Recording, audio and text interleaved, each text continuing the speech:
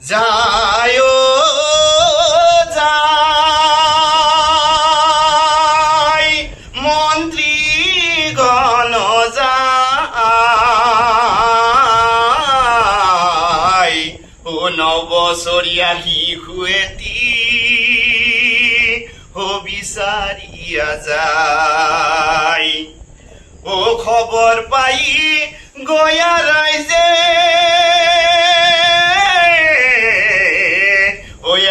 কাম কৰই ও নবছৰীয়া যত শিশু ৰাখে লুকুৱাই। নমস্কাৰ, মই উপস্থিত আছো নলবাৰীৰ দীঘিলী গাঁৱত। দীঘিলী গাঁৱত এতিয়া ৰাজ্যত ধৰ্মীয় অনুষ্ঠান সমগত, গতিকে ৰাজ্যৰ বিভিন্ন প্ৰান্তৰ দৰে নলবাৰীৰ দীঘিলীস্থিত শংকৰ মাধৱ নাগাৰা নাম দলৰ আজি ইয়াত আমি উপস্থিত আছো। ইয়াত তেওঁলোকে মাটি আখৰা কৰি আছে।